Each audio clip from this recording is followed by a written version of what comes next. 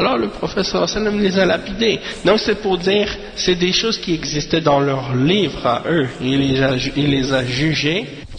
Donc où en étions-nous? Oui, c'est ça. يقول الإمام الشافعي رحمه الله لا سياسة إلا ما وافق الشرع. Donc il dit il n'y a pas de politique excepté.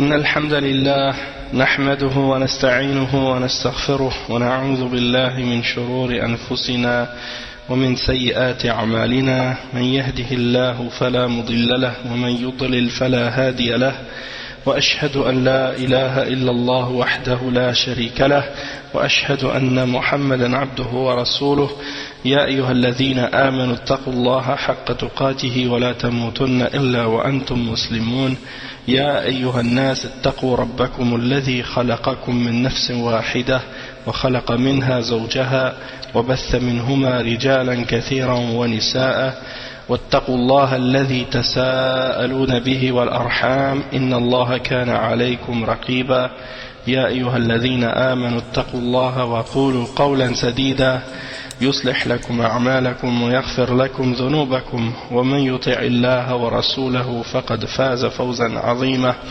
أما بعد إن خير الكلام كلام الله وخير الهدي هدي محمد صلى الله عليه وسلم وإن شر الأمور محدثاتها وكل محدثة بدعة وكل بدعة ضلالة وكل ضلالة في النار أما بعد.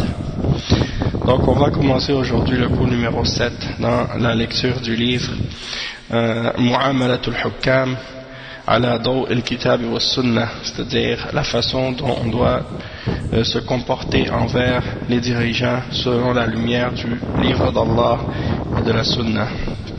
C'est un livre écrit par le cheikh Abdul Salam Ibn Burjis Ibn Abdul Karim. Donc on est dans la partie numéro 3 aujourd'hui, le chapitre 3, et le titre de ce chapitre c'est Hukmul Imama wal Hikmatu minha wa Bayanu Maqasidiha. Donc il y a 3 parties dans ce chapitre. La première partie c'est Hukmul Imama, c'est-à-dire le verdict du fait qu'on ait un imam, un dirigeant. C'est quoi le verdict de ça dans la charia? Est-ce que c'est obligatoire? Est-ce que c'est recommandé seulement? Est-ce que c'est... et ainsi de suite. Donc on veut savoir le hukm. C'est quoi le hukm? Deuxièmement, al-hikmah wal-hikmatu minha. Donc c'est quoi la sagesse derrière le verdict en question ou derrière l'existence d'un dirigeant? Donc al-hikmatu minha, c'est-à-dire la sagesse derrière l'existence d'un dirigeant. Pourquoi c'est nécessaire? Et le troisième point, c'est bayanu maqasidiha, c'est-à-dire l'explication des objectifs. C'est quoi les objectifs et les buts derrière la présence d'un dirigeant? Comme vous pouvez le voir, c'est 3 points qui sont très importants, et c'est un chapitre qui est assez chargé en matière. Il y a beaucoup de choses à voir, mais j'aimerais quand même qu'on le finisse dans un seul cours. Donc on va essayer d'aller plus vite, mais en même temps de toucher à tous les points. Donc le premier point, awalan hukmul imama. Donc la première chose, c'est quoi le verdict d'avoir un dirigeant dans l'islam? نصب الإمام فرض واجب على المسلمين وهذا باتفاق الأئمة والأمة ولا ينازع في ذلك إلا مبطل أصم عن نصوص الكتاب والسنة. Donc le fait de placer un dirigeant, c'est quelque chose qui est obligatoire pour les musulmans, et ça c'est selon l'accord des savants de l'islam parmi les grands imams de la Ummah. Et la Ummah en entier est d'accord là-dessus, il y a un consensus. Et il n'y a personne qui diverge à ce sujet-là, excepté un faussaire, un faussaire qui était sourd, et qui n'entendait pas les textes du Coran et de la Sunna. Son nom c'était Al-Asam, on l'appelait Al-Asam. Et Summun, ça veut dire quelqu'un qui est sourd. Donc il était sourd. Et non seulement il était sourd, mais il était sourd même vis-à-vis de la révélation. Le cheikh il dit إجماع الصحابة بعد موت النبي صلى الله عليه وسلم على نصب الإمام قبل الاشتغال بدفنه صلى الله عليه وسلم دليل قاطع على أنه من أهم الواجبات. Donc le fait que les Sahaba étaient tous d'accord après la mort du prophète sallallahu alayhi wa sallam pour placer un dirigeant, et ça c'était même, ils ont choisi même le dirigeant avant même d'avoir enterré le prophète sallallahu alayhi wa sallam, et donc ça c'est la preuve que c'est une obligation, c'est une preuve tranchante dans le fait que il est obligatoire pour les musulmans d'avoir un dirigeant, et c'est parmi les plus grandes obligations. Naam. وعليكم السلام ورحمة الله وبركاته. وقد حكى الإجماع على ذلك أهل التحقيق من العلماء، ففي الأحكام السلطانية لأبي الحسن الماوردي وعقدها لمن يقوم بها في الأمة واجب بالإجماع وإن شذ عنهم الأصم. قلت الأصم هو أبو بكر عبد الرحمن ابن كيسان الأصم شيخ المعتزلة، ولا عبرة بخلافه، بل قال القرطبي رحمه الله تعالى في الجامع لأحكام القرآن: ولا خلاف في وجوب ذلك، أي عقد الإمامة بين الأمة ولا بين الأئمة، إلا ما روي عن الأصم حيث كان عن الشريعة أصم، وكذلك كل من قال بقوله واتبعه على رأيه ومذهبه. انتهى كلامه. Donc le cheikh il cite ensuite, il dit que il a été écrit dans un livre qui s'appelle Al-Ahkam As-Sultaniya, écrit par Abu al-Hassan al-Mawardi, qu'il y a un consensus des savants sur la question, c'est-à-dire sur le sujet de l'obligation qu'il y ait un dirigeant pour les musulmans. Et il dit donc dans son livre Al-Ahkam As-Sultaniya, donc de donner l'allégeance à un dirigeant et de faire en sorte qu'il y ait un dirigeant, c'est une obligation pour la Ummah selon le consensus, et personne n'a contredit à ce sujet-là excepté Al-Asam. Al-Asam qui a pris une position singulière là-dessus et qui a divergé avec le reste des musulmans. Et il dit Al-Asam, son nom c'est Abu Bakr Abdurrahman ibn Kaysan Al-Asam, et qui était un cheikh des Mu'tazila, c'est partie de la secte des Mu'tazila, et donc on ne tient pas compte de sa divergence. On ne tient pas compte de sa divergence, et il dit que l'imam Al-Qurtubi, dans son tafsir Al-Jami' li Ahkam al-Qur'an, il dit au sujet de ce Asam, il dit il n'y a pas de doute au sujet de l'obligation d'établir un dirigeant parmi la Ummah, ni entre les imams de la Ummah. Donc tous les musulmans sont d'accord, tous les ulama sont d'accord qu'il faut qu'il y ait un dirigeant et que ça c'est obligatoire, excepté ce qui a été rapporté de la part de Al-Asam. Et il dit du fait qu'il était sourd vis-à-vis de la charia aussi. Donc en fait c'est comme pour dire qu'il était sourd dans la réalité, il n'entendait pas, puis même les textes, même s'il pouvait les lire, mais il ne les comprenait pas, c'est quelqu'un d'égaré. C'est dans ce sens-là qu'ils disent qu'il était Assam. Et il dit de même que tous ceux qui ont eu la même opinion ou position que lui et qui ont suivi son point de vue et sa voix. Il dit parmi les preuves de l'obligation de la présence d'un dirigeant, ou le fait d'attribuer à la Ummah un dirigeant, il y a plusieurs preuves dans la charia. Il en cite quelques-uns. Il dit أولا أن الشرع المطهر علق أحكاما كثيرة بالإمامة، منها قوله تعالى يا أيها الذين آمنوا أطيعوا الله وأطيعوا الرسول وأولي الأمر منكم. Il dit la première preuve pour montrer que c'est obligatoire d'établir un dirigeant, ou qu'il y ait un dirigeant dans la Ummah, dans les différents pays, hein, que chaque pays doit avoir son dirigeant si on veut. L'obligation de ça, c'est que dans la charia, Allah subhanahu wa ta'ala, il a rattaché plusieurs règles aux dirigeants. C'est-à-dire que dans l'islam, il y a beaucoup de règles dans la religion qui sont reliées à la présence d'un dirigeant.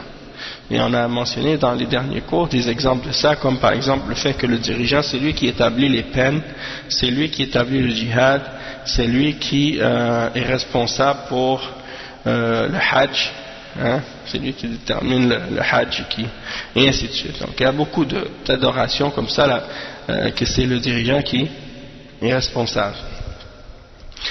Il dit وَمِنْهَا قَوْلُهُ, donc ثانيا وَمِنْهَا, ah oui, donc le premier point il dit donc que plusieurs règles sont reliées aux dirigeants, puis il mentionne le verset dans Surat An-Nisa à ce sujet-là: ô vous qui avez cru, obéissez à Allah et obéissez aux messagers et à ceux d'entre vous qui détiennent le commandement. Le point numéro 2: وَمِنْهَا قَوْلُهُ صلى الله عليه وسلم من مات وليس في عنقه بيعة مات ميتة جاهلية فكيف يأمر تعالى بطاعة الإمام وليس وجوده واجبا وكيف يموت من يموت وليس في عنقه بيعة ميتة جاهلية والإمام ليس واجبا وجوده. Donc il dit le cheikh, parmi les preuves également qu'il est obligatoire qu'il y ait un dirigeant, c'est que le prophète sallallahu alayhi wa sallam a dit: celui qui meurt alors qu'il n'a pas d'alliance ou d'allégeance à un dirigeant dans son cou, c'est comme s'il mourait dans l'état de la jahiliya, c'est comme s'il mourait dans un état comparable à celle de la jahiliya. Alors ça c'est rapporté, on a mentionné ce hadith là déjà. Il dit comment le prophète sallallahu alayhi wa sallam ordonnerait à obéir à un dirigeant et que sa présence ne serait pas obligatoire. Hein? S'il a ordonné d'obéir à un dirigeant, ça veut dire que la présence du dirigeant est obligatoire. Et il dit comment on pourrait également mourir dans un état qui est comparable à celle de la jahiliya si on meurt sans avoir d'allégeance à un dirigeant, et dire ensuite que le dirigeant c'est pas obligatoire qu'il soit présent, que c'est pas obligatoire qu'il y ait un dirigeant. Donc ce serait contradictoire. Donc c'est pour dire que si le prophète a dit ça, que celui qui meurt sans avoir une allégeance à un dirigeant, il meurt dans un état de la jahiliya, c'est une preuve également que d'avoir un dirigeant c'est une obligation. Il dit ensuite: وقال أبو داود في سننه باب في القوم يسافرون ويؤمرون أحدهم، وأخرج فيه عن أبي سعيد الخدري رضي الله عنه أن رسول الله صلى الله عليه وسلم قال: إذا خرج ثلاثة في سفر فليؤمروا أحدهم. Donc il dit que également parmi les preuves, ça c'est le troisième point qui est mentionné, c'est que dans Sunan Abi Daoud c'est rapporté que il y a un chapitre qui s'intitule lorsque des gens voyagent, ils doivent prendre un amir parmi un d'entre eux. C'est rapporté selon Abu Sa'id al-Khudri que le messager d'Allah sallallahu alayhi wa sallam a dit: si vous partez en voyage et que vous êtes trois, alors que choisissez un amir entre vous. Choisissez un amir entre vous. Il dit, et selon Nafi', il dit: وعن نافع عن أبي سلمة عن أبي هريرة أن رسول الله صلى الله عليه وسلم قال: إذا كان ثلاثة في سفر فليؤمروا أحدهم. وقال نافع: فقلنا لأبي سلمة: فأنت أميرنا. رجال الحديثين ثقات، واضطراب محمد بن عجلان فيه مرة يجعله من حديث أبي هريرة ومرة جعله من حديث أبي سعيد لا يضر لأنه انتقال من صحابي إلى آخر وكل حجة فالحديث صحيح. أفاد ذلك العلامة الألباني. Donc il dit qu'il est rapporté également selon Nafi', selon Abi Salama, selon Abi Huraira, que le messager d'Allah sallallahu alayhi wa sallam a dit: lorsque vous êtes trois et que vous partez en voyage, que l'un d'entre vous soit l'imam, le amir, hein, que l'un d'entre vous soit le amir. Et Nafi' il a dit à Abi Salama, donc toi tu es notre amir, hein, parce qu'ils étaient en voyage à ce moment-là. Et les rapporteurs de ce hadith sont tous des rapporteurs fiables, et le mélange qu'il y a eu entre Muhammad ibn Ajlan,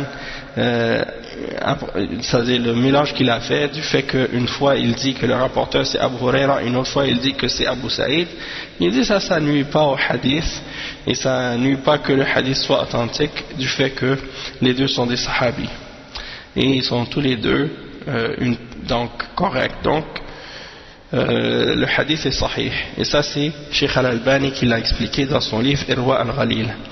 Il dit ensuite وأخرج الإمام أحمد في المسند عن عبد الله بن عمرو بن العاص أن رسول الله صلى الله عليه وسلم قال لا يحل لثلاثة يكونون بأرض فلاة إلا أمروا عليهم أحدهم. Donc il dit l'imam Ahmed il rapporte dans sa musnad selon Abdullah ibn Amr ibn al-As que le messager d'Allah sallallahu alayhi wa sallam a dit il ne peut pas y avoir trois personnes qui partent en voyage, hein, trois personnes dans un endroit où ils partent en voyage ils sont sur une terre vide, il n'y a rien là où ils sont soit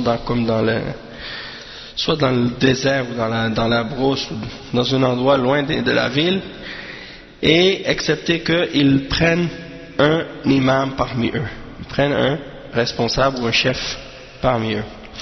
وقال الهيثمي في المجمع روى أحمد وفيه ابن لهيعة وهو لين وبقية رجاله رجال الصحيح انتهى كلامه وقلت يعضده ما سلف.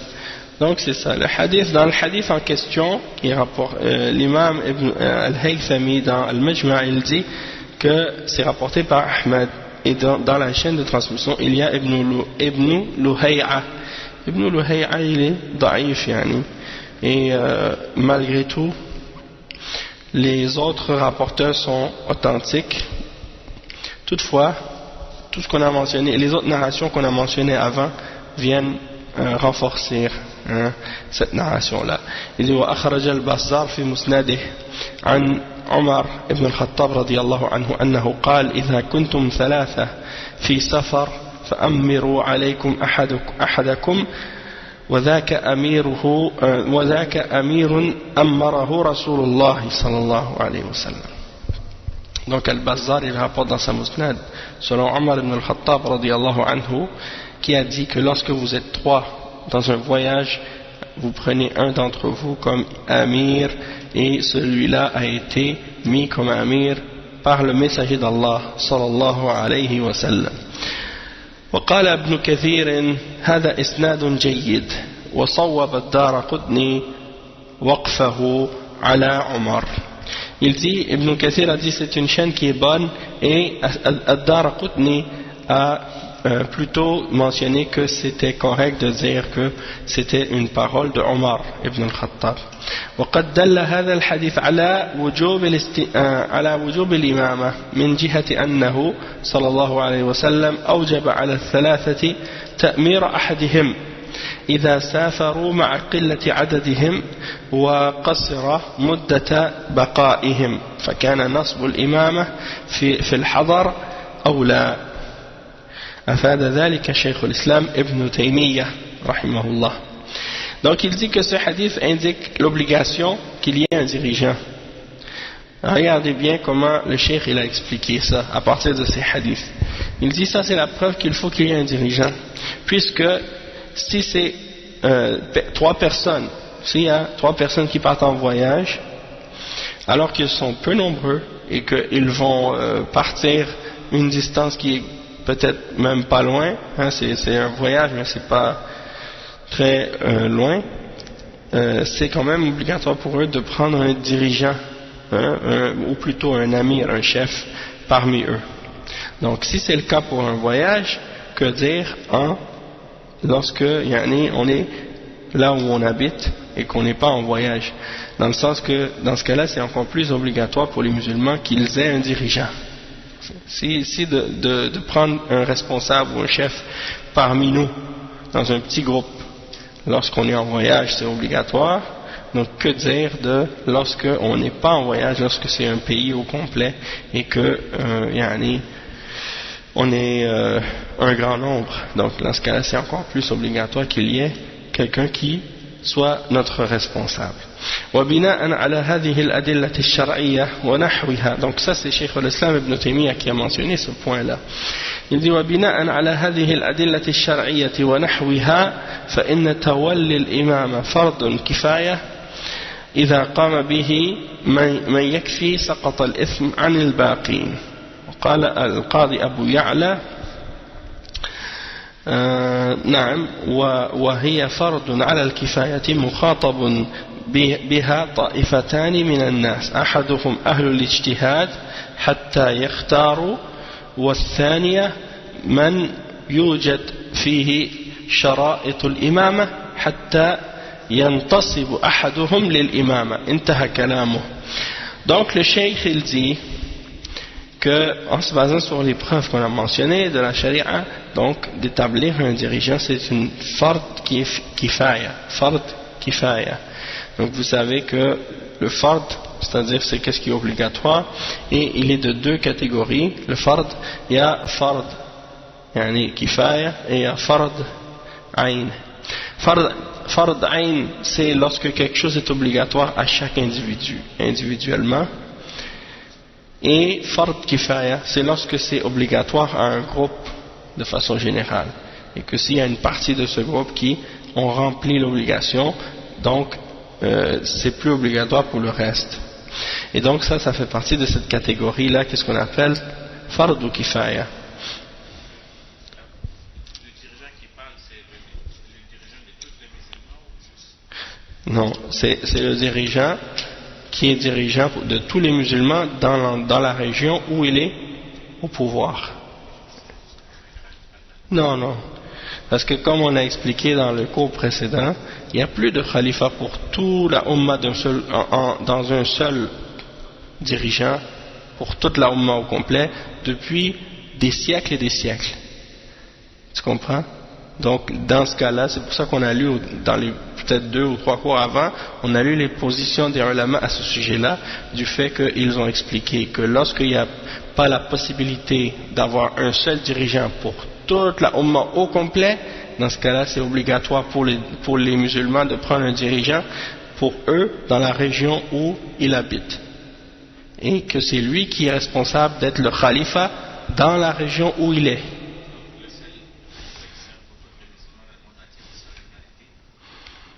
Ça, je ne sais pas. Qu'est-ce qui est important de comprendre, c'est que dans chaque pays, il y a un khalifa maintenant. Et c'est lui qui est dirigeant. Peu importe que tu l'appelles roi, ou que tu l'appelles sultan, ou que tu l'appelles chef, ou que tu l'appelles président, ou que tu l'appelles, peu importe le nom, il a le même rôle que le khalifa. C'est lui qui est responsable de faire respecter dans son pays les règles de l'islam, et qui a les responsabilités et les devoirs du khalifa là où il est. D'accord? En ce qui concerne le Mahdi, il y a les hadiths à ce sujet-là, c'est Allah qui sait, parce que ça fait partie du Ghaib, c'est des choses qui vont arriver dans l'avenir.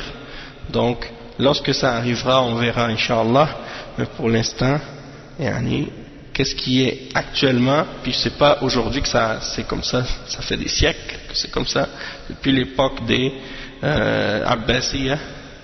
Donc ça fait très très longtemps. Déjà donc à l'époque de l'imam Ahmed c'était déjà comme ça. Donc si c'était comme ça à l'époque, donc qu'est-ce qu'on peut s'imaginer de notre époque aujourd'hui? Après avoir subi plein de colonisations, puis plein de divisions, et plein de fitan, et plein de bid'a, et plein d'égarements, et plein de... La Ummah elle a traversé plein d'épreuves. Donc il ne faut pas s'étonner de ça. Pourquoi c'est fard kifaya? Tu veux dire, qu'est-ce que tu peux expliquer plus ta question?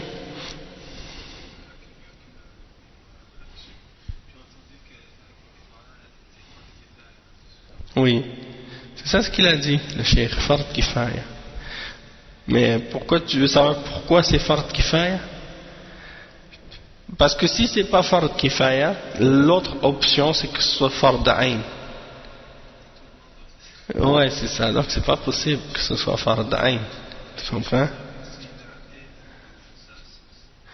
C'est-à-dire que si une partie des musulmans ont établi un dirigeant, c'est plus obligatoire pour les autres. Parce que de toute façon, il ne peut pas y avoir deux dirigeants dans un même pays. C'est pas possible.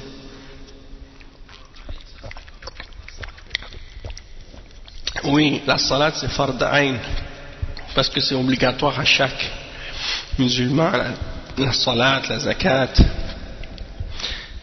et ainsi de suite. Et aussi, c'est pas la même chose, parce que la notion même de l'obligation du dirigeant dans l'islam, il y a d'autres groupes de bid'a pour qui l'imam, non seulement c'est une obligation, ou un fard kifaya, pour eux c'est un fondement même dans la religion. Comme par exemple les Rafida, eux ils considèrent que c'est un fondement dans les fondements de l'islam. Ils le placent même avant, peut-être même avant la compréhension même du tawhid. C'est pour ça que pour eux, celui qui ne reconnaît pas leur imam, ils le considèrent kafir. Les Rafida, si tu ne reconnais pas leur imam, t'es un kafir, t'es pas un musulman. C'est pour ça qu'ils ont fait le takfir des sahaba. Ils ont fait le takfir des sahaba parce que les sahaba, ils n'ont pas cru ou ils n'ont pas établi Ali radiallahu anhu comme étant l'amir. Donc pour eux, si tu ne reconnais pas leur amir ou leur imam, t'es un kafir. Tu vois? Et pour eux, l'imam actuellement, c'est l'imam Mahdi.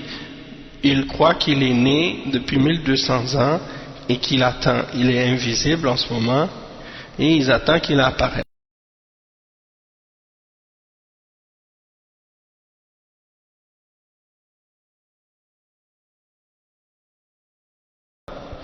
Tandis que dans l'islam, c'est pas ça, hein, c'est pas vrai. On ne croit pas en ça, nous. Et, donc ensuite il dit وهي فرض على الكفاية. Donc il est fard, le verdict de la présence d'un imam, c'est fard kifaya, et il y a deux personnes qui sont adressées, qui sont concernées par cette obligation là. Le premier groupe, il y a deux groupes. Le premier groupe, c'est les gens de l'ijtihad, c'est-à-dire les ulama.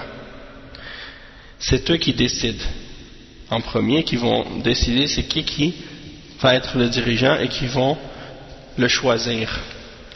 Donc ahlul ijtihad. Et deuxièmement, il dit ceux qui détiennent les conditions pour être dirigeant. Ceux qui détiennent les conditions pour être dirigeant, hatta yantasibu ahaduhum lil imama, pour que l'un d'entre eux soit choisi.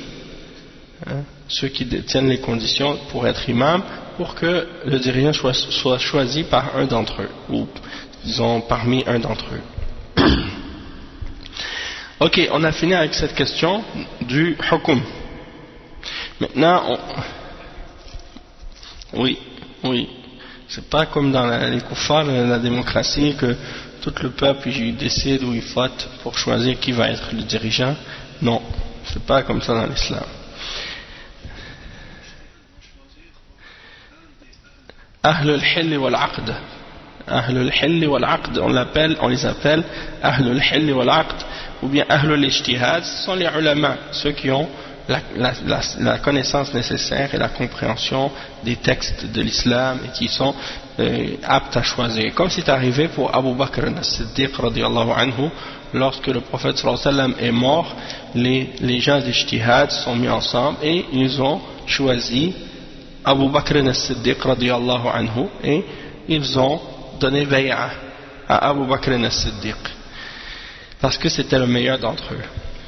Et l'exemple de Uthman radiyallahu anhu, lorsqu'il a été choisi comme khalifa, c'est après la mort de Omar ibn al-Khattab radiyallahu anhu. Omar ibn al-Khattab a choisi 6 parmi les meilleurs sahaba Et il a dit aux Sahaba, à ces 6-là, vous choisissez parmi vous un d'entre vous pour être le khalifa. Ok? Et il y en a 2 qui au départ se sont exclus. Il y en a 2 qui au départ parmi ces 6-là se sont exclus. Et il restait donc Ali, Uthman, puis les 2 autres, j'ai oublié, c'était, je pense, c'est Abdurrahman ibn Auf et Zubayr ibn al-Awam et Abu Ubaida ibn al-Jarrah, si je ne me trompe pas en tout cas. Il y en a 2 qui se sont exclus et après il restait donc Ali et Uthman et ils ont choisi Uthman radiyallahu anhu. Donc c'est pour dire que c'est pas tout le monde qui choisit, c'est les ulama. Sur le fait qu'il faut avoir un amir lorsqu'on voyage, est-ce que ça signifie que le nombre doit être 3 lorsqu'on voyage? 3 ou plus. Mais l'amir dans le voyage, c'est pas comme le dirigeant d'un pays, il n'a pas les mêmes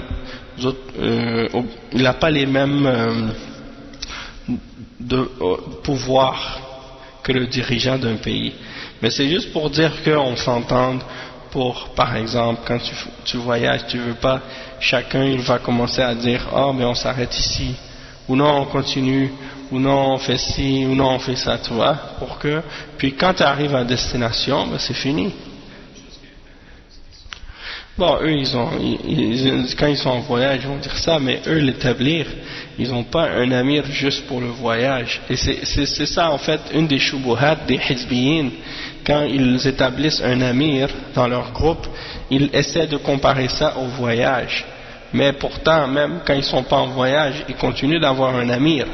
Donc c'est pour ça que c'est pas supporté par la sunna. Qu'est-ce qu'ils font? Parce que la sunna nous ordonne de choisir un amir pendant le voyage, mais pas en dehors du voyage. Donc si par exemple quelqu'un comme les Ikhwan ou comme les Tablir, eux ils ont toujours des Umara partout, dans différentes villes, il y a un représentant de la Jama'a et ainsi de suite, puis il y a le chef, la tête, au bureau chef, ou bien disons au quartier général de la Jama'a, et c'est lui qui gère tous les autres. Ça n'a rien à voir avec le voyage. Donc d'utiliser cette analogie-là pour justifier la présence d'un imam, ou plutôt d'un amir dans les jama'at al-hizbiyya, ça il n'y a pas de doute que c'est quelque chose qui est bid'a et qui est contraire à l'islam, puisqu'on n'a pas le droit de choisir un amir dans un pays musulman en dehors de celui qui est le vrai président, vrai dirigeant responsable de ce pays. Naam. Ensuite, l'idée de vouloir établir le khilafa, ça fait partie des bid'ah de notre époque, puisqu'il y a déjà des dirigeants dans chaque pays. Donc le fait de dire on va établir le khilafa, eh bien ça équivaut à vouloir dire que tu vas annuler ou combattre tous les dirigeants qui sont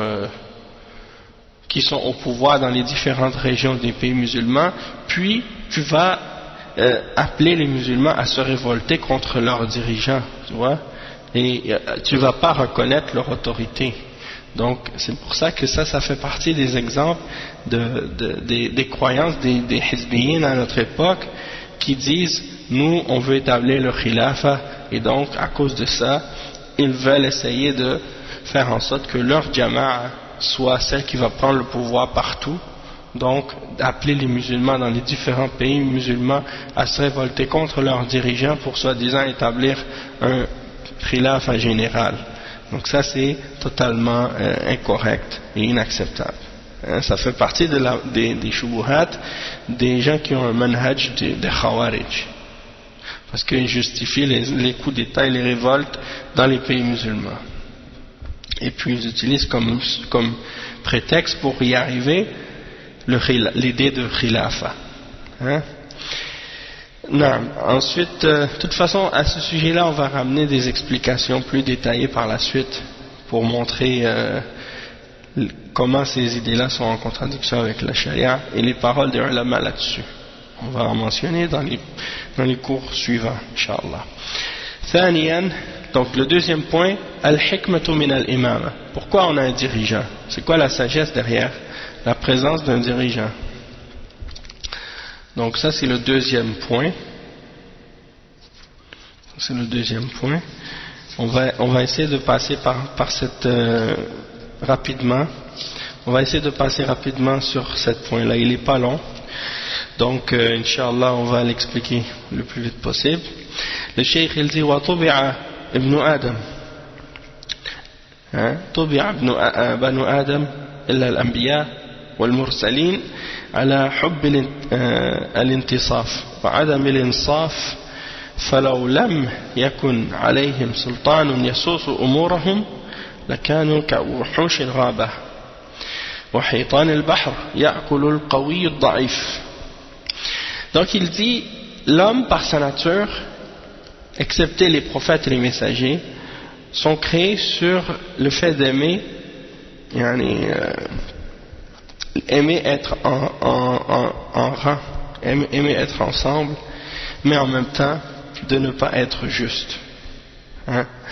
Et il dit, s'il n'y avait pas un dirigeant pour les gérer, pour les organiser, pour organiser leurs affaires, ils seraient comme les bêtes sauvages dans la jungle. Chacun veut manger les forts veulent manger le faible, comme les poissons de la mer, comme les animaux sauvages dans la jungle. Il dit, il donne un exemple pour comparer ça dans la réalité de la vie. Il dit, وإن شئت أن ترى هذه الحقيقة نصب عينيك فانظر في هذا الزمان مثلا إلى إشارات المرور كيف تنظم هذه الإشارات سير الناس بسياراتهم إذا حصل عطل فيها رأيت شريعة الغاب ترفع أعلامها فلا تسأل عن المقاحمات الشديدة بين قائدي السيارات أو قائدي السيارات كل منهم يريد أن ينفذ الأول فلا فرق بين متعلمهم ومثقفهم وبين جاهلهم وسوقيهم حتى إذا أصبحت السيارات جميعها ككتلة واحدة بدأ السباب والشتام قد يرتقي إلى الضرب ونحوه حتى يجيء الشرطي المرور فيحتاج وقتا لتنظيم هذا السير وفك هذا الاختناق. سبحان الله. فما بالك بالبلد التي لا سلطان فيها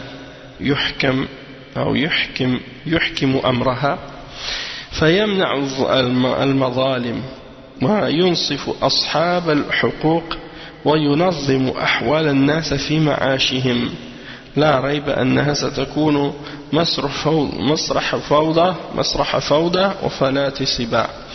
Donc il donne l'exemple, il dit regardez, pour comprendre bien comme il faut cet exemple de l'importance du dirigeant, il dit regardez les feux de circulation aujourd'hui. Il dit comment les feux de circulation organisent la circulation des voitures. S'il arrive que les feux de circulation sont brisés, ils ne fonctionnent pas, et là tu vois que rapidement les lois de la jungle reviennent. Et là toutes les voitures veulent passer en même temps, et les conducteurs de voitures, peu importe qui ils sont, que ce soit des gens éduqués, cultivés, ou des gens ignorants, ou des gens du marché par exemple, ils deviennent tous pareils dans ce chaos. Toutes les voitures veulent passer en premier, tout le monde veut aller en avant, et ça commence à s'insulter, et ensuite même parfois à se frapper. Il dit, jusqu'à ce que vienne le policier de la circulation et qu'ils prennent du temps pour commencer à organiser la circulation des voitures et de régler cet embouteillage. Il dit ça c'est un exemple de imaginer, il dit si c'est le cas pour la circulation, imaginez pour le cas d'un pays qui n'a pas de dirigeant. Il dit donc s'il n'y a pas de dirigeant, donc qui va préserver les injustices de se produire et qui va remettre la justice à ceux qui ont été brimés dans leurs droits et comment les affaires des hommes vont pouvoir s'organiser et se régler. Il n'y a pas de doute que ça va être un spectacle de chaos. Et donc ça nous montre en même temps la sagesse derrière la présence d'un dirigeant. On a besoin de ça. Et moi j'ai vu un exemple de chaos sur la circulation. Un des pires que j'ai jamais vu de ma vie, c'était quand j'étais parti en Côte d'Ivoire. Subhanallah. Et qu'est-ce qui est arrivé, c'est qu'on roulait tous sur le chemin, puis c'était comme une autoroute, une route. Puis c'était séparé, les deux voies étaient séparées par un milieu avec du béton entre les deux. Un surlèvement entre les deux voies. Mais là, il n'y a plus rien qui avançait du côté droit. On s'en allait dans une direction, mais ça bougeait plus du tout. C'était bloqué complètement. Alors, qu'est-ce qui est arrivé? L'autre côté, c'était vide. Alors, les voitures ont commencé à vouloir traverser le terre-plein entre les deux voies pour aller dans l'autre direction dans le sens contraire pour essayer de dépasser l'embouteillage. Alors qu'est-ce qui est arrivé? Les deux voies sont devenues bouchées parce que les autres qui venaient dans l'autre sens ne pouvaient plus avancer non plus. Donc il y avait des voitures des deux côtés d'un sens et dans l'autre côté de l'autre sens aussi. Donc subhanallah, c'était complètement bouché de tous les côtés et jusqu'à ce que l'armée arrive. Donc c'était pas les policiers, c'est l'armée qui sont arrivés pour mettre de l'ordre. Subhanallah. Donc c'est pour dire, c'est vrai, s'il n'y a pas de dirigeant, c'est comme on dit un pays qui n'a pas de tête. Un pays qui n'a pas de tête, c'est comme une poule qui n'a pas de tête. Elle court dans tous les sens, on ne sait pas où elle s'en va. Le cheikh il dit ensuite ولهذا قال الإمام أمير المؤمنين علي بن أبي طالب رضي الله عنه لا يصلح الناس إلا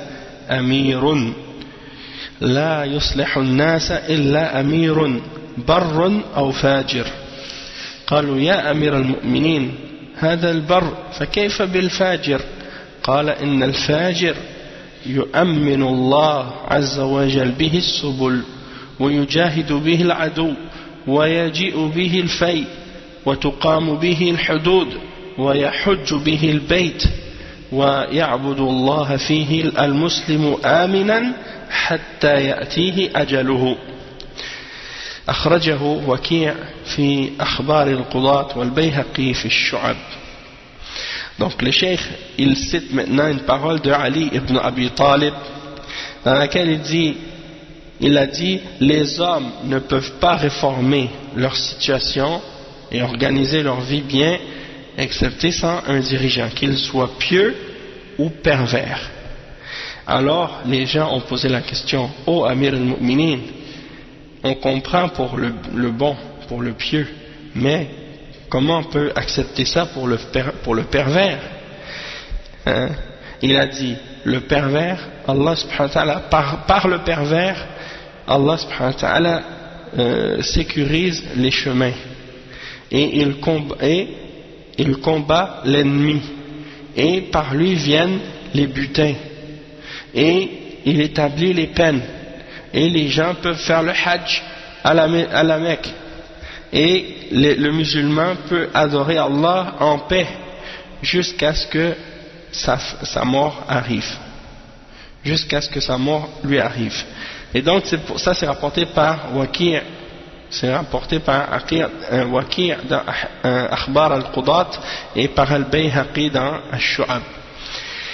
Donc le cheikh il dit فتأمل أيها المسلم هذا الكلام الصادر عن علم من أعلام الإسلام وأحد الخلفاء الراشدين الكرام الذي عانى في فترة خلافته من تفرق المؤمنين والاختلاف بينهم في أمر الدنيا والدين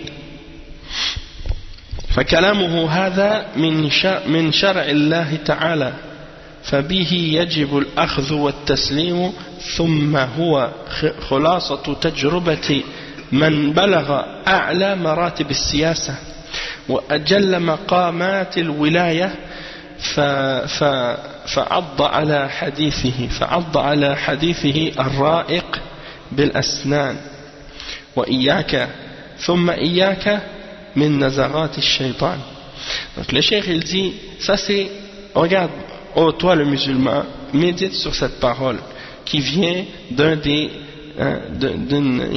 plus grands parmi les symboles de l'islam, parmi les bannières de l'islam, c'est-à-dire un des khulafa rashidin nobles qui a souffert dans sa période lorsqu'il a été khalifa. Il a souffert de toutes sortes de problèmes, de la division des musulmans et des divergences entre eux dans les affaires de la religion et dans les affaires de la dunya. Donc sa parole, lorsqu'il dit ça, ça vient de la charia d'Allah et ça vient également de son expérience, parce qu'il a touché aux degrés les plus élevés de la politique et les plus élevés de la gouvernance. Donc il dit cette parole-là, et donc il faut l'accepter avec soumission et mordre avec nos dents, mordre dans cette parole avec nos dents pour la prendre fermement et prendre garde aux égarements du shaitan. Il dit ولما وقعت فتنة القول بخلق القرآن في عهد المأمون كان فيها ما كان انطلق الإمام أحمد من القاعدة الشرعية والتجربة المرعية فقال رحمه الله في رواية الماروذي عنه لا بد للمسلمين من حاكم أتذهب حقوق الناس وقال أيضا والفتنة إذا لم يكن إمام يقوم بأمر الناس الفتنة إذا لم يكن إمام يقوم بأمر الناس أخرجه الخلال في السنة. أي نعم. وهكذا كل عالم بل كل عاقل من بني آدم لا يخرج إلا بهذه النتيجة ولا يعقد قلبه إلا على هذه العقيدة. Donc le cheikh il dit, lorsqu'il y a eu la fitna à l'époque d'Al-Ma'moun, la fitna de Khalq al-Qur'an, lorsqu'ils ont forcé les musulmans à dire que le Qur'an est créé, et il y a eu ce qu'il y a eu dans cette fitna, l'imam Ahmad est parti de cette règle, de la règle de ce qu'on a dit par rapport à la parole de Ali ibn Abi Talib pour agir par rapport à cette fitna là, et c'est pour ça qu'il a dit il faut que les musulmans aient un dirigeant, sinon les gens vont pas avoir leurs droits, les droits des gens vont être perdus. Il a dit aussi que la fitna, lorsqu'il n'y a pas d'imam, eh bien c'est elle qui prend le commandement des musulmans, c'est-à-dire c'est la fitna qui va les diriger par la suite.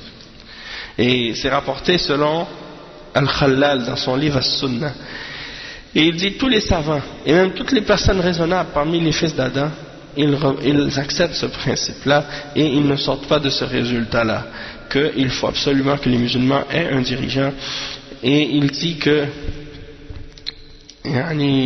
le cœur ne peut pas être accroché à autre chose qu'à cette aqidah-là.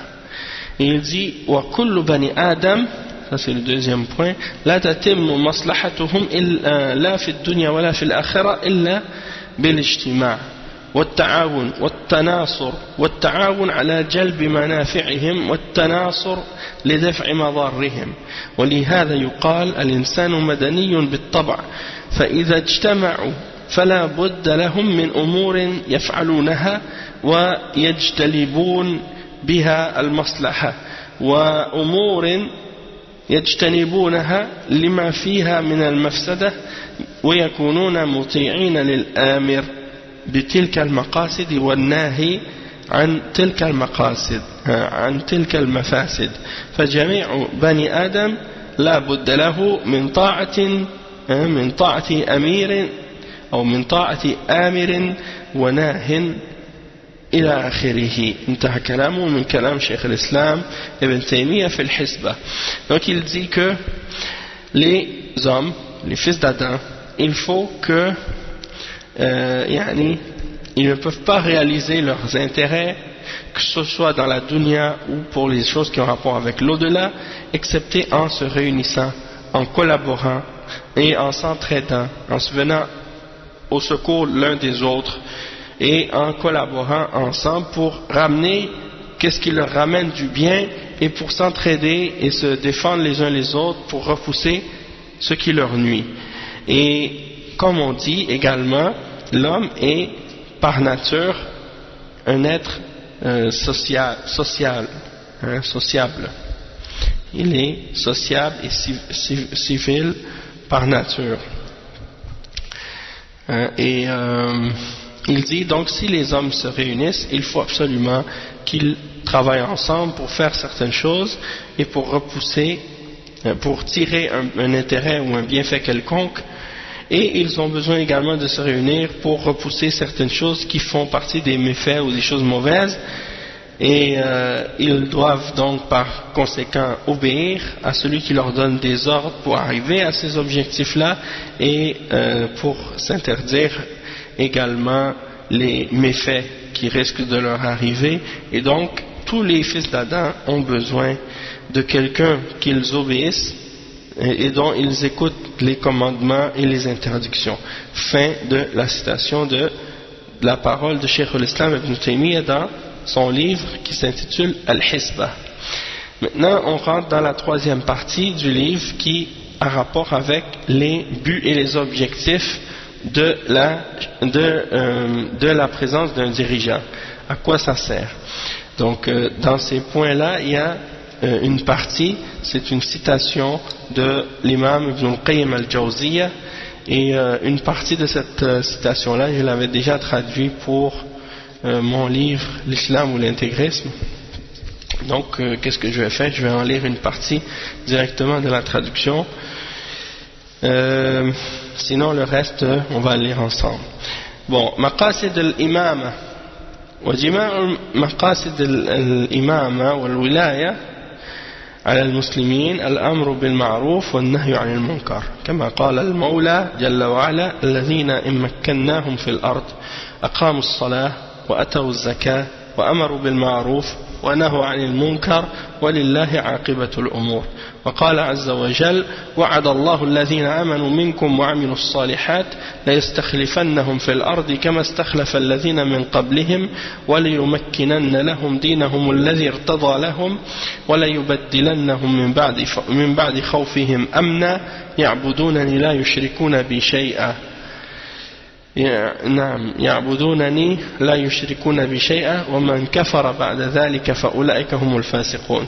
وقال شيخ الإسلام ابن تيمية رحمه الله المقصود الواجب بالولايات إصلاح دين الخلق الذي متى فاتهم خسروا خسرانا مبينا ولم ينفعهم ما نفعوا به أو ما نعموا به في الدنيا وإصلاح ما لا يقوم الدين إلا به من أمر دنياهم.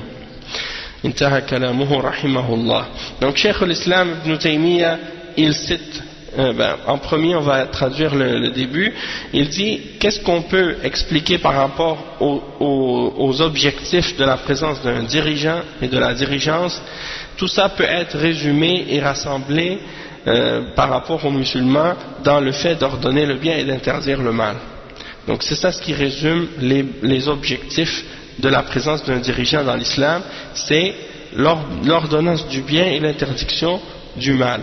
Et Allah subhanahu wa ta'ala il dit dans le Coran un verset qui signifie, c'est dans Surat Al-Hajj le verset 41, ceux que lorsqu'ils sont établis sur la terre, établissent la salat, donnent la zakat, ordonnent le bien et interdisent le mal.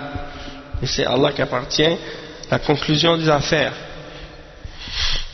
Donc ça c'est pour dire que c'est ça la responsabilité des musulmans ou des dirigeants musulmans lorsqu'ils sont au pouvoir, c'est qu'ils établissent l'ordre d'Allah et qu'ils ordonnent le bien et qu'ils interdisent le mal.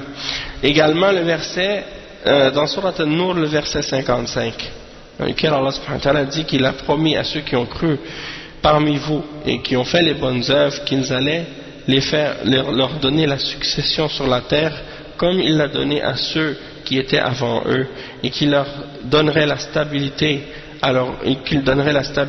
et la position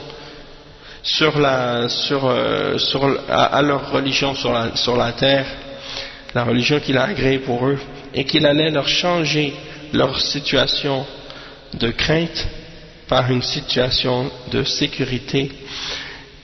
Et la condition de ça, c'est qu'il m'adore moi. Allah subhanahu wa ta'ala dit la condition, c'est qu'il m'adore moi et qu'il n'associe rien d'autre avec moi. Et celui qui renie la foi après cela, alors ceux-là sont les pervers. Le cheikh, il dit ensuite, Cheikh l'Islam Ibn Taymiyyah, il dit que le but et l'obligation par rapport à la dirigeance, c'est de réformer la religion de la création, parce que s'il leur manque quelque chose ou s'ils perdent quelque chose de leur religion, eh bien ils sont dans la perdition évidente. Donc c'est ça la première priorité pour le dirigeant dans l'islam, c'est d'établir la religion d'Allah. Et il dit, s'ils n'ont pas établi leur religion, ils perdent d'une grande perte, et tout ce qu'ils ont comme délice de la dunya ne pourront pas leur profiter. Et وإصلاح ما لا يقوم الدين إلا به من أمر دنياهم. Et également ils doivent réformer ce qui est nécessaire de leurs affaires de la dunya pour être capable d'établir leur religion. Vous comprenez? Donc ça veut dire, s'il y a des choses dans la dunya qui sont nécessaires pour être capable de bien pratiquer ta religion, dans ce cas-là, ça aussi, ça doit être réformé. D'accord?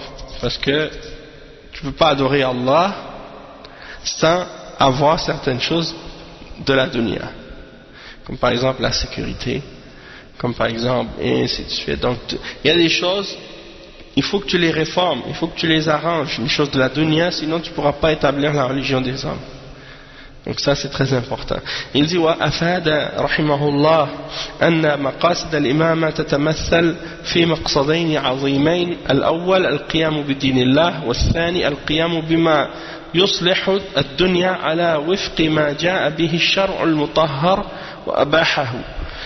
Donc il dit, on peut comprendre par cette parole de l'imam Ibn Taymiyyah que les intérêts et les objectifs de la dirigeance, ça se manifeste dans deux grands objectifs. La première, c'est d'établir la religion d'Allah, et la deuxième, c'est d'établir ce par quoi les croyants vont pouvoir réformer leur dunya selon ce qui est rapporté dans la législation et dans la révélation purifiée, et qui a été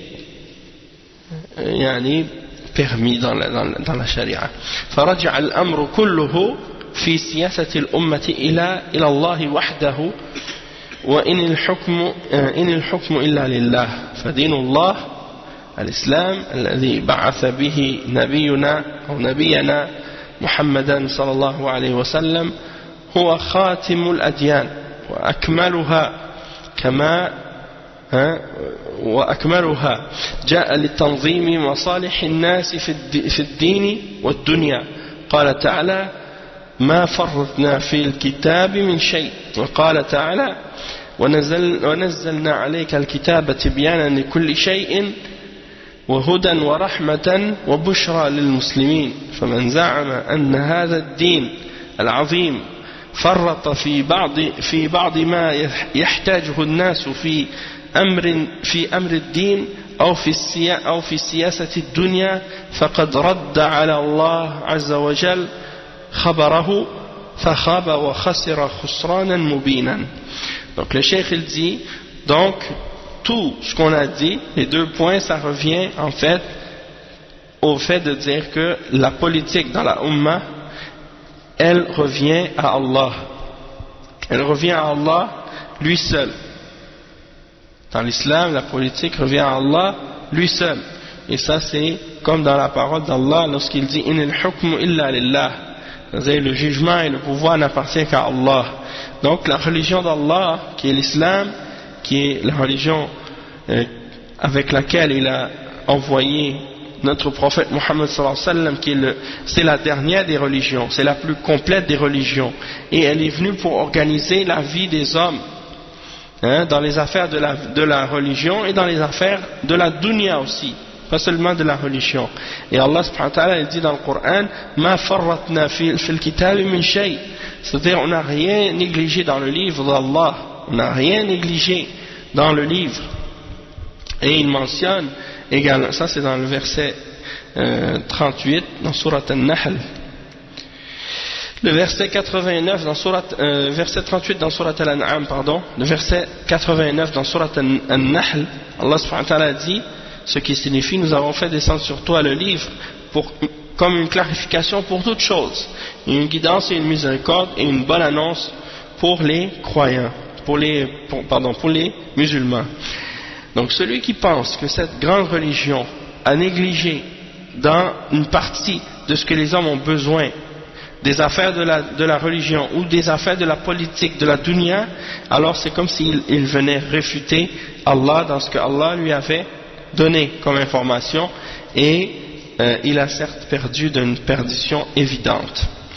Donc ça réfute en même temps les laïcs, les laïcs qui pensent que la religion d'Allah n'est pas assez complète pour être capable de régler ou de gérer les problèmes des êtres humains sur terre, et qu'ils ont besoin de faire leurs propres lois ou leurs propres droits pour être capables de répondre aux problèmes des hommes. Et donc ça vient complètement en opposition avec ce que Allah subhanahu wa ta'ala a dit et qu'est-ce qu'il a révélé. Il dit wa yaqul,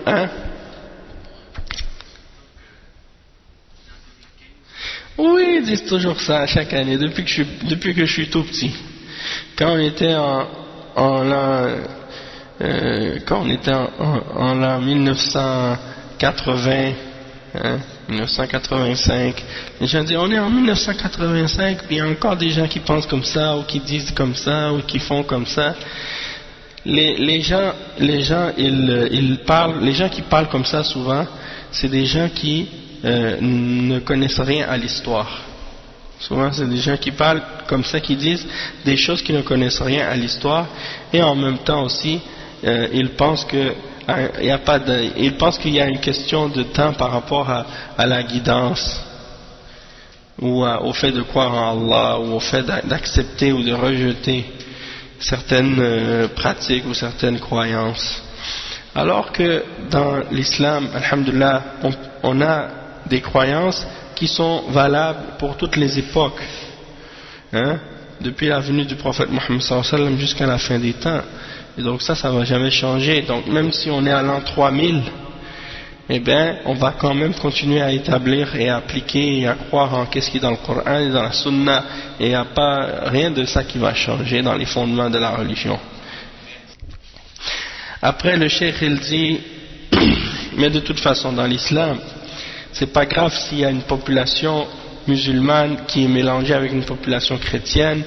Dans l'islam, le dirigeant musulman dans un pays musulman, même si la majorité, même si on va dire qu'il y a 50-50, que c'est pas des musulmans, il y en a 50% des chrétiens ou 50% des musulmans, ou même s'il y a une majorité musulmane, ou même s'il y a une minorité musulmane, le dirigeant musulman il est responsable d'établir la religion d'Allah, et de juger selon le Coran et la Sunna, même si les musulmans qui sont dans ce pays-là sont minoritaires. Parce que quand on applique la loi d'Allah ou la charia d'Allah, pour les musulmans c'est une question d'adoration. Pour les musulmans c'est une question d'adoration, dans le sens que en appliquant et en jugeant selon la loi d'Allah, on ne fait pas juste établir une loi comme les kuffars appliquent leurs lois. Nous, en appliquant ces lois islamiques, on adore notre Créateur parce que c'est notre Créateur qui nous ordonne de les appliquer. Et c'est pas pour dire comme certaines personnes parfois, ils s'imaginent, comme par exemple, ils disent maintenant par exemple, tout ça, ça arrive souvent à cause des hizbiyin dans les pays musulmans, parce que c'est eux qui rentrent dans la démocratie. Donc là, ils vont prendre le pouvoir dans un pays musulman par la démocratie, puis après ça, ils vont être au pouvoir, fait qu'ils vont dire maintenant ça y est, on est des musulmans, on est au pouvoir. Donc là, la population, puis les laïcs qui sont dans ce pays-là, ils vont dire vous êtes au pouvoir depuis 1 an, 2 ans, on n'a pas vu de changement, on n'a pas vu d'amélioration, on n'a pas vu ci, on n'a pas vu ça. Donc on voit clairement que l'application de la charia, ça n'amène pas les résultats qu'on cherche. Donc ça veut dire que là, maintenant, la prochaine élection, on va voter contre la charia, ou contre, disons, le parti islamique comme il le présente, puis on va voter maintenant un parti laïque ou je sais pas quoi. Ça, c'est le résultat de vouloir établir l'islam en utilisant des moyens qui ne sont pas islamiques. Et en même temps, ça donne l'impression aux gens que le but d'appliquer la charia, c'est d'avoir un résultat. Alors que non, le but de l'application de la charia, c'est d'adorer Allah, qu'on ait un résultat positif ou qu'on ait un résultat négatif. C'est-à-dire que ce n'est pas une question de savoir est-ce que la société va changer ou va s'améliorer, est-ce que le PIB va devenir plus fort ou plus faible, est-ce qu'on va devenir plus riche ou plus pauvre. Le but, c'est pas ça. Le but, c'est est-ce qu'on est dans l'agrément d'Allah et dans l'ordre d'Allah, oui ou non. Et c'est tout. Donc, c'est possible que si, par exemple, dans un pays musulman, on va appliquer la charia d'Allah, il y aura des difficultés, il y aura des épreuves, il y aura des famines, il y aura des tremblements de terre, il y aura des malheurs, il y aura des difficultés, il y aura peut-être de la pauvreté, il y aura peut-être des situations difficiles. Mais, l'important, c'est qu'on juge selon la religion d'Allah et les lois d'Allah pour plaire à Allah, parce qu'Allah nous a ordonné de le faire. C'est tout.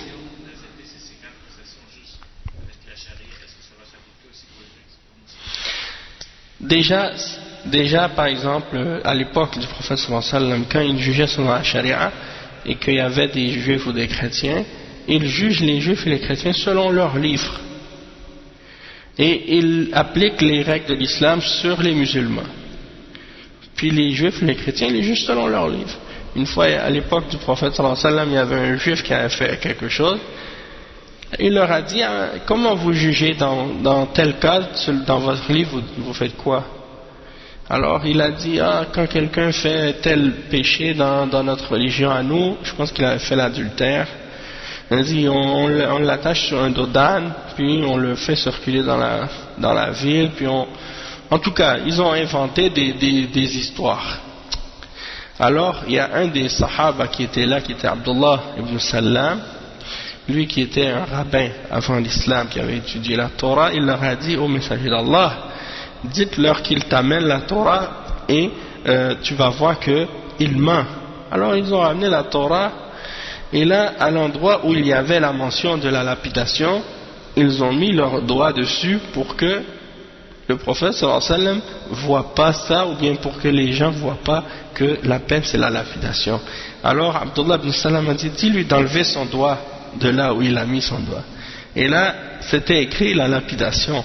Alors le prophète sallallahu alayhi wa sallam les a lapidés. Donc c'est pour dire, c'est des choses qui existaient dans leurs livres à eux. Il les a jugés. Donc où en étions-nous? Mais c'est ça.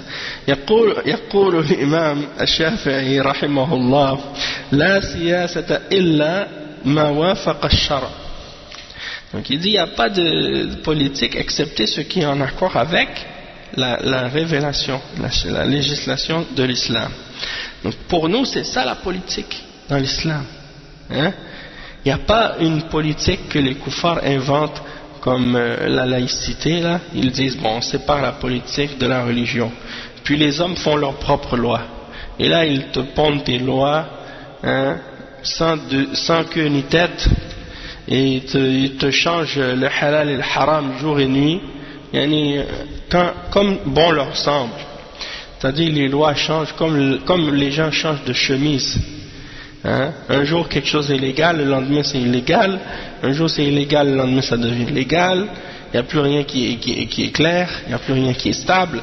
Tout le monde est mélangé. Donc ça c'est le désordre. Non seulement, comme je disais hier, ils se mêlent de faire des lois, rendre halal qu'est-ce qui est haram, rendre haram qu'est-ce qui est halal, mais en plus de ça, ils veulent même interdire la religion telle qu'elle est, parce qu'ils disent oui, les gens ont le droit à leur religion, les gens ont la liberté de religion, mais une fois qu'on retourne à notre religion telle qu'elle est, ils voient que ça ne fait pas leur affaire.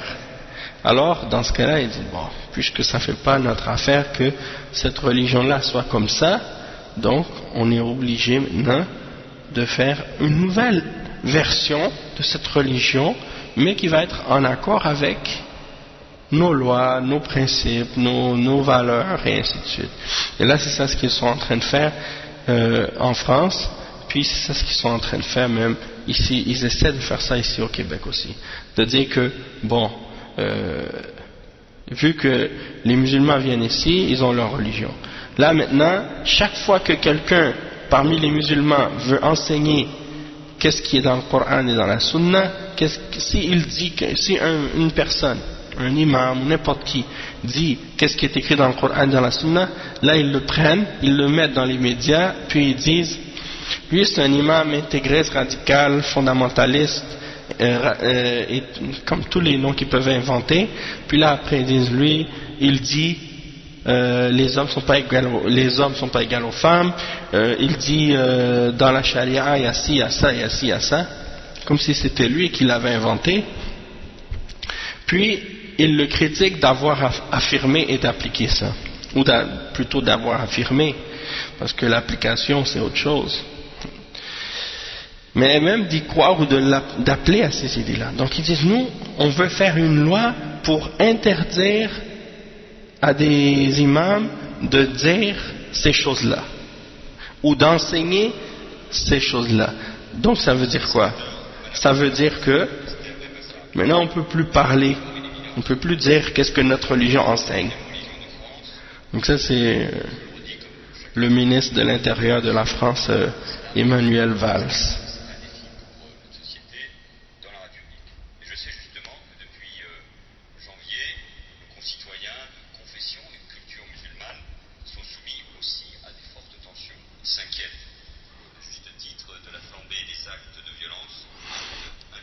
Bon, là, ça c'est pour dire comment ils utilisent les actes de terrorisme qui sont faits pour essayer d'utiliser ça comme excuse pour commencer à réinterpréter l'enseignement de l'islam. Alors qu'on sait très bien que le terrorisme est condamné par l'islam.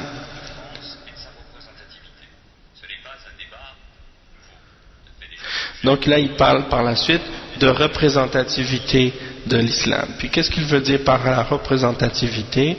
C'est dans le sens que c'est qui est-ce qui va parler au nom de l'islam, puis c'est qui va représenter l'islam et les musulmans.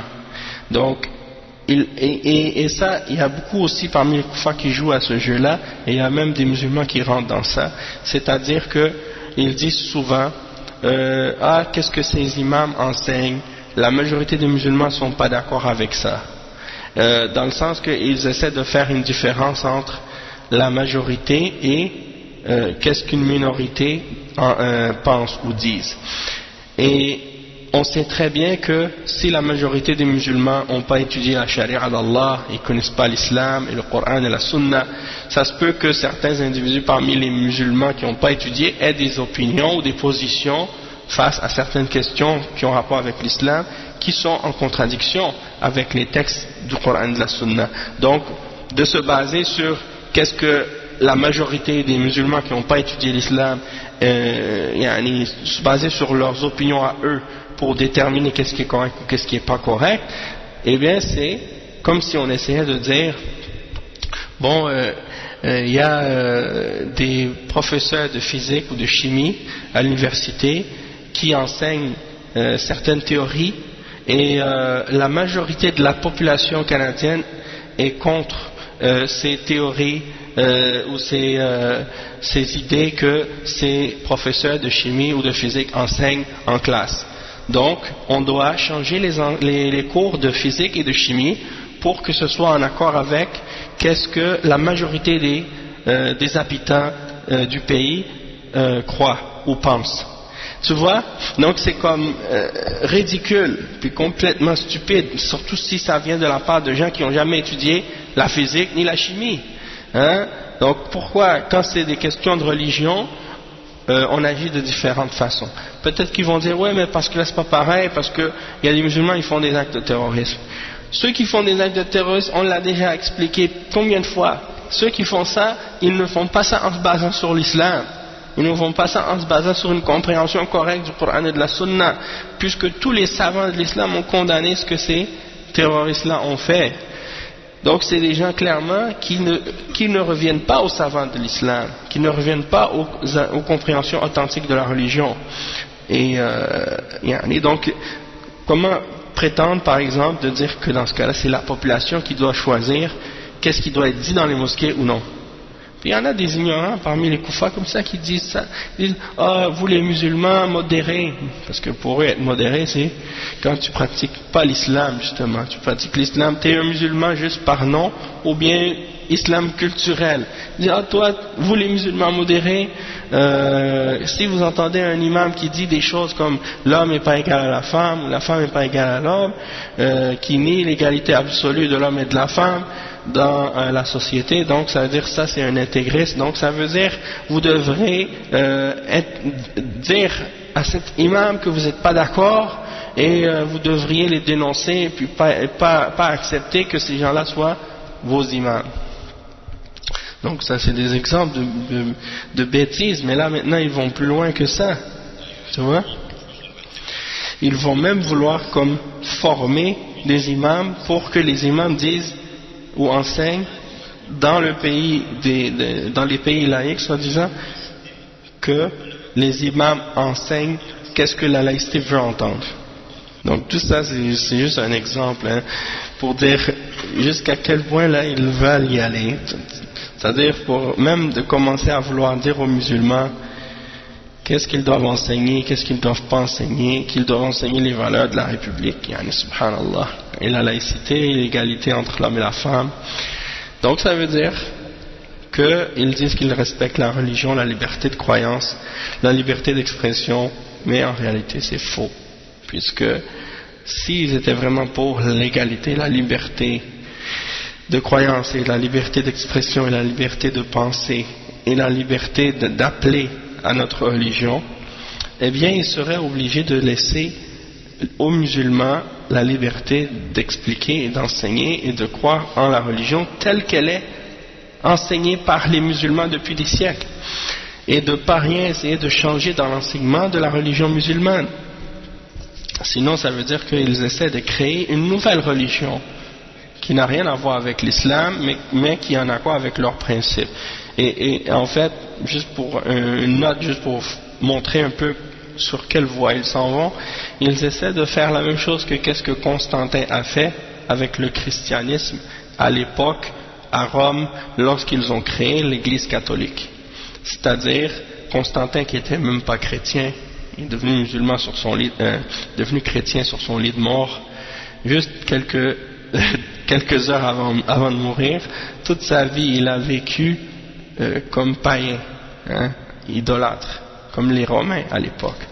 Et malgré qu'il n'était pas chrétien, il a quand même essayé d'intégrer les chrétiens dans l'Empire romain, puis même qu'il a fait le concile de Nicée à l'époque, il l'a fait en invitant tous les évêques chrétiens à se réunir et à établir entre eux qu'est-ce que allait être la croyance et les dogmes de l'Église catholique qu'il voulait fonder, qu'il voulait créer à Rome, avant même d'avoir lui-même accepté le christianisme.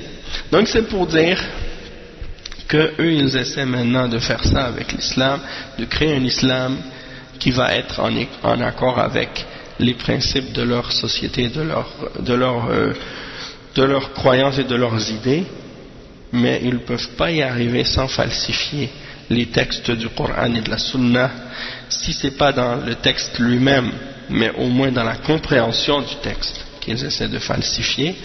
Et donc, bien entendu, c'est totalement inacceptable, totalement inconcevable. Et c'est là qu'arrive l'idée qu'ils disent qu'ils sont obligés de limiter la liberté d'expression et la liberté de croyance pour défendre et protéger la démocratie et la laïcité. Donc c'est la preuve que pour arriver à protéger leur soi-disant système, eh bien ils sont obligés de le contredire, parce que c'est un système qui se contredit lui-même. Et c'est pour ça que c'est nécessaire aux musulmans de ne pas se laisser imposer des croyances qui sont contraires à qu'est-ce qui est enseigné par leurs livres. Et c'est pas aux kuffars ou aux laïcs d'essayer d'interpréter la religion. On a des ulama qui sont là pour ça, et ça nous suffit. Donc comme l'imam Al-Shafi'i a dit, on va s'arrêter bientôt, il a dit, il n'y a pas de politique excepté qu'est-ce qui est en accord avec la charia dans l'islam. Et donc on ne sépare pas la politique de la religion. Ça c'est clair. Tout ce qu'on lit dans ce livre vient en même temps réfuter l'idée de laïcité.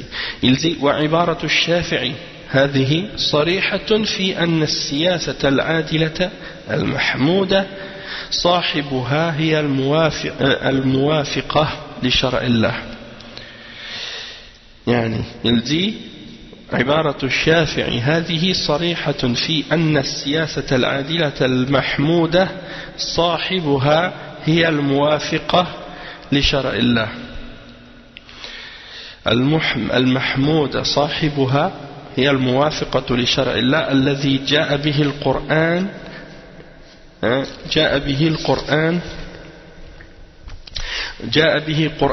يتلى أو سنة تهدي أو إجماع أو قياس معتبران في الشرع المطهر وذلك حق. إذ في هذه الأدلة الأربعة من بيان الأحكام للأمور المستقرة والمستجدة من نوازل كل عصر، وما يكفي لكون هذه الشريعة صالحة لكل زمان ومكان إلى قيام الساعة. Donc il dit, dans l'expression de l'imam al-Shafi'i qu'on vient d'expliquer, on voit clairement que la politique qui est juste et dont celui qui l'applique est loué pour l'avoir appliquée, c'est celle qui est en accord avec la législation d'Allah. Donc c'est soit un verset, ou bien c'est soit un Coran qui est récité, ou une sunna qui guide, ou un ijma', un consensus, ou un qiyas. Donc un ijma' et un qiyas qui est accepté et représenté dans la charia, purifié. Et ça c'est la vérité. Donc c'est ça les 4 fondements de la charia: al-kitab, al-sunna, al-ijma' et al-qiyas. La charia c'est représenté dans ces 4 principes fondamentaux là. Et le Coran et la sunna, qui sont des choses qui sont stables et fixes avec l'ijma', et ensuite al-qiyas qui est l'analogie basée sur les fondements et les principes de la charia, qui nous permettent d'appliquer les principes et les règles de la charia dans des événements qui se produisent à chaque époque, qui sont nouvelles et qui ne faisaient pas partie des choses qui étaient présentes au moment de la révélation ou après. Donc chaque fois qu'il y a quelque chose de nouveau au sujet de laquelle il n'y a pas un verdict révélé dans la charia, eh bien il y a quand même possibilité de connaître son verdict à propos de cette chose par rapport aux preuves de la charia et à l'utilisation des outils de la charia qui nous permettent justement d'adapter ou de comprendre comment chaque chose peut rentrer dans les verdicts de la charia par le qiyas et d'autres règles d'ijtihad et ainsi de suite. Oui, l'ijma' c'est le consensus. Il dit, et ça c'est la preuve que la charia est applicable et valable à toute époque et en tout lieu, jusqu'à la fin des temps. Il dit, ومن هذا البيان يتضح أن تقسيم الناس الحكم إلى شريعة وسياسة تقسيم باطل. ووضح هذا العلامة ابن القيم الجوزية رحمه الله تعالى فقال في معرض رده على من زعم ذلك: السياسة نوعان، سياسة عادلة فهي جزء من الشريعة وقسم من أقسامها لا قسيمة لها ولا قسيمتها، وسياسة باطلة مضادة للشريعة ومضادة الظلم للعدل. Donc il dit, et c'est ainsi que se clarifie la fausseté de ceux qui divisent la charia en fait ils divisent la religion, ils disent que il y a la charia et il y a la siyasa, il y a la charia et la politique. Il dit cette division là elle est totalement fausse, parce qu'il dit qu'en réalité la charia elle est, ou plutôt la politique elle se divise, c'est la politique qui se divise en deux et non pas la charia qui se divise en deux, parce que la charia c'est une seule charia, tandis que la politique on peut la diviser en deux. La politique qui est juste, et ça c'est une partie de la charia, et la politique qui est fausse, et c'est celle qui oppose la charia et qui contredit la charia parce qu'elle est injuste et elle oppose la justice. Donc si on comprend bien, ça veut dire que la charia n'est pas un élément, comme on dit, qui est extérieur ou séparé de la politique. Non, on dit plutôt que la politique la politique juste est une des parties de la charia. D'accord? Et la politique fausse, c'est quelque chose qui est en contradiction avec la charia. Donc ça c'est une partie que j'avais justement traduite dans les paroles de l'imam Ibn al-Qayyim dans mon livre, l'islam ou l'intégrisme. L'imam, il avait écrit à la page 249 de l'édition publiée, Cheikh Ibn al-Qayyim al-Jawziyya dit: la division des voies de jugement en deux catégories, la charia et la politique, comme la division de la religion faite par d'autres en deux autres catégories, comme les soufis qui divisent la charia et al-haqiqa. Ils disent il y a la charia puis il y a al-haqiqa. Donc il dit les musulmans du commun ils suivent la charia et nous on suit la réalité, al-haqiqa, hein? Et donc ils pensent que ça leur permet donc de sortir de la charia. Ou comme d'autres séparent la religion en deux autres catégories différentes, la raison et la révélation, hein? Al-shar' wal-aql, ça c'est les mu'tazila, hein? Ils séparent la religion en raison et révélation. Et il dit tout cela est fausseté. En fait la politique, siyasa, et la réalité, al-haqiqa, et la raison, al-aql, et la voie, al-tariqa, tout cela se divise en deux. Ce qui est vrai et ce qui est faux. Ce qui est vrai de ces principes, c'est-à-dire ce qui est vrai de la politique, de la haqiqa, de la raison et de la tariqa, et ainsi de suite. Tout ce qui est vrai dans ça est une partie de la charia, qui elle ne se divise pas. Et ce qui est faux est contraire à la charia et une négation de celle-ci. D'accord? Donc ça c'est un exemple ici de la parole de l'imam Ibn al-Qayyim pour expliquer que la vraie politique, c'est pour ça des fois il y a des gens qui disent on ne veut pas mélanger la politique et la religion. Pourquoi? Parce qu'ils considèrent que la politique c'est quelque chose de corrompu, quelque chose de sale, quelque chose de malhonnête, de mauvais. Et donc pour eux la religion c'est quelque chose de pur, de propre, de bon. Et donc ils disent on ne peut pas mélanger la politique et la religion dans ce sens-là. Pourquoi? Parce que pour eux la religion c'est corrompu, tu ne peux pas la mélanger à la religion qui est la religion qui est corrompue, la politique, oui. Pour eux la politique c'est quelque chose de corrompu et de sale, et tu ne peux pas le mélanger à la religion qui est quelque chose de pur et de propre.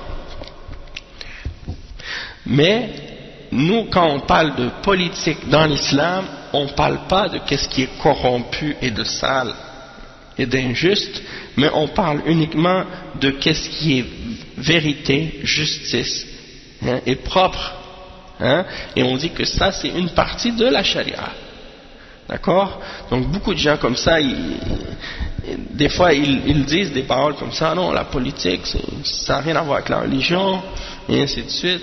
Parce qu'ils ne comprennent même pas à la base qu'est-ce que nous les musulmans on veut dire quand on parle de politique. On ne parle pas de démocratie, on ne parle pas de ces systèmes-là. On ne parle pas de démocratie. Bien, si on veut la dictature de la majorité. On ne parle pas de dictature non plus, c'est-à-dire un individu qui est au pouvoir et c'est lui qui décide tout.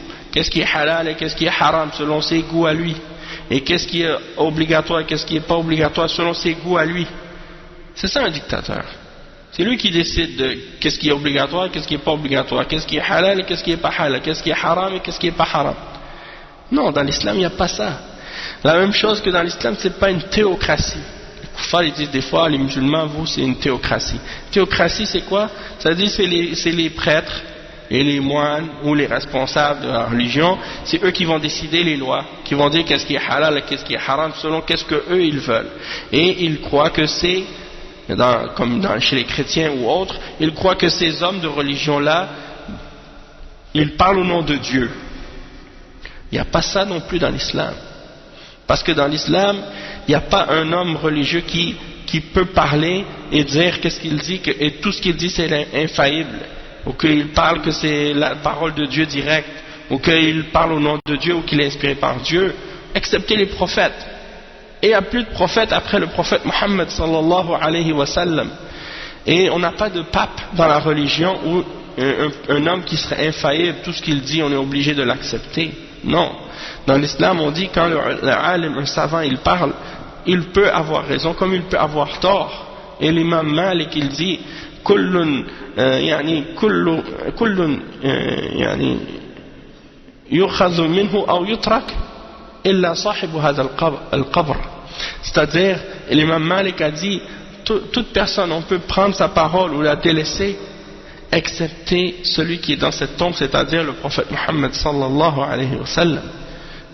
Donc on n'a pas le droit de prendre la parole de quiconque comme étant la référence, puis il ne peut pas se tromper, excepté si c'est la parole du messager d'Allah, parce que lui recevait une révélation divine. Donc c'est pas une démocratie, l'islam, c'est pas une dictature, l'islam c'est pas une théocratie non plus, l'islam c'est le fait l'islam c'est le fait de se soumettre à Allah subhanahu wa ta'ala en respectant la révélation qu'il a révélée dans le Coran et dans la Sunna, et en se soumettant et en suivant les principes de la charia. On a mentionné les 4 fondements de cette charia qui est le Coran, la Sunna, l'ijma qui est le consensus, et le consensus des musulmans, c'est-à-dire à une époque. Et le plus fort dans les ijma, c'est l'ijma des sahaba et l'ijma des tabi'in. Ça c'est le plus fort dans l'ijma, dans les consensus.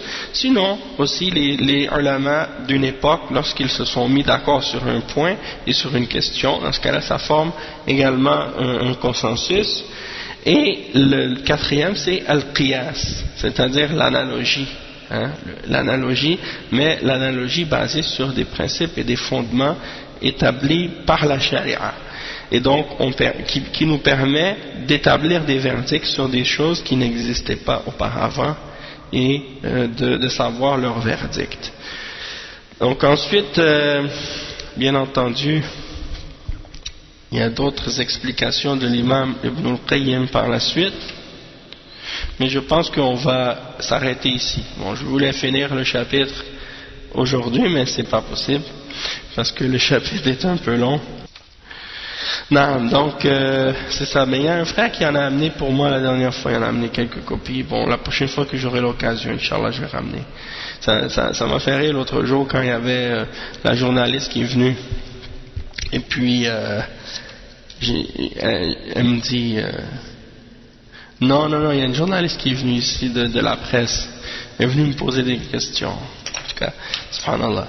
Et elle a dit, comme si j'ai dit, moi je suis contre la démocratie, oui, parce que c'est quelque chose qui est contraire à l'enseignement des prophètes. Hein? Il n'y a pas un prophète qui a enseigné la démocratie. Elle dit, mais si vous êtes contre la démocratie, ça veut dire vous êtes pourquoi? Vous êtes quoi, anarchiste, socialiste, vous êtes comme si vous êtes quoi? J'ai dit, je suis pour l'islam. Et là elle dit, mais c'est quoi l'islam? C'est comme si en fait, pour eux, c'est comme, ils essaient de dire, bon, si tu n'es pas d'accord avec ce système-là, ça veut dire automatiquement tu dois être obligatoirement en faveur de tel autre, un système autre. Donc, c'est ça. Donc, ils essaient de nous classer dans quelle catégorie, dans quelle branche on rentre. Et je lui dis, moi, c'est le système de l'islam, c'est-à-dire la religion de l'islam. Et eux, ils n'ont jamais entendu parler de qu'est-ce que c'est le système de l'islam. Alors, ils trouvent ça bizarre, tu vois. En tout cas, on va s'arrêter ici, Inch'Allah, puis on continuera le prochain cours, la suite de la parole de l'imam Ibn al-Qayyim al-Jawziyya, rahimahullah, qui explique et qui clarifie donc qu'est-ce que c'est, wa alaykum salam wa rahmatullah, qu'est-ce que c'est la vraie politique dans l'islam. Donc Hassan, tu vas nous faire le adhan, le beau adhan. Barakallahu fik, subhanakallahu wa bihamdika, ashhadu an la ilaha illa anta astaghfiruka wa atubu ilayk, wa sallallahu wa sallam ala nabiyyina Muhammad wa ala alihi wa sahbihi ajma'in. طيب إن الحمد لله نحمده ونستعينه ونستغفره ونعوذ بالله من شرور أنفسنا ومن سيئات أعمالنا من يهده الله فلا مضل له ومن يضلل فلا هادي له وأشهد أن لا إله إلا الله وحده لا شريك له وأشهد أن محمدا عبده ورسوله يا أيها الذين آمنوا اتقوا الله حق تقاته ولا تموتن إلا وأنتم مسلمون يا أيها الناس اتقوا ربكم الذي خلقكم من نفس واحدة وخلق منها زوجها وبث منهما رجالا كثيرا ونساء واتقوا الله الذي تساءلون به والأرحام إن الله كان عليكم رقيبا يا أيها الذين آمنوا اتقوا الله وقولوا قولا سديدا يصلح لكم أعمالكم ويغفر لكم ذنوبكم ومن يطع الله ورسوله فقد فاز فوزا عظيما أما بعد وإن خير الكلام كلام الله وخير الهدي هدي محمد صلى الله عليه وسلم وإن شر الأمور محدثاتها وكل محدثة بدعة وكل بدعة ضلالة وكل ضلالة في النار أما بعد. Donc on commence aujourd'hui le cours numéro 8 dans l'explication du livre Mu'amalatul Hukam ala Daw al-Kitab wa Sunnah. Et donc c'est le livre qui nous explique, écrit par le Cheikh Abdus Salam ibn Burjis ibn Abdul Karim, qui nous explique le comportement à adopter envers les dirigeants selon le Coran et la Sunna. Donc on a commencé, au dernier cours, on était dans le chapitre numéro 4, si je ne me trompe pas, et on avait expliqué que le titre de ce chapitre c'est Hukm al-Imama wal hikmatu minha wa bayanu maqasidiha, c'est-à-dire le verdict au sujet de l'imama, c'est-à-dire le verdict au sujet d'avoir un dirigeant. C'est quoi? Est-ce que c'est obligatoire, oui ou non? On a expliqué que c'était une obligation.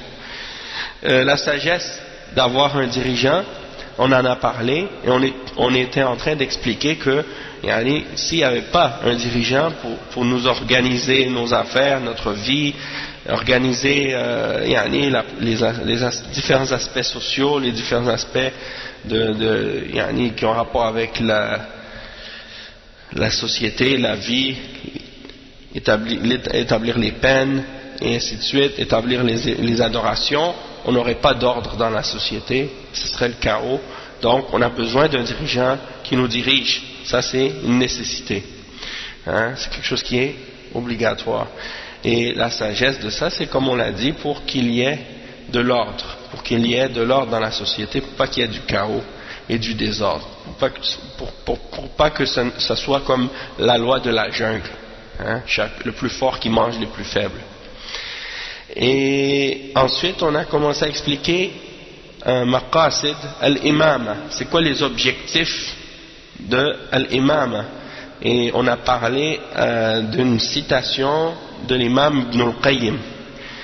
Et on a expliqué à la fin du cours justement cette citation de l'imam Ibn al-Qayyim, où on expliquait que certaines personnes ont divisé la politique, ou plutôt ils ont divisé la religion. Il dit فهكذا الناس يعني ومن هذا البيان يتضح أن تقسيم الناس الحكم إلى شريعة وسياسة تقسيم باطل. Donc de diviser la religion en politique et en charia et politique, c'est une fausse division. C'est-à-dire, il y en a qui disent il y a la charia, puis il y a la siyasa. Et Cheikh il dit ça, c'est une division qui est fausse. Et Cheikh l'Islam Ibn Taymiyyah, il l'explique.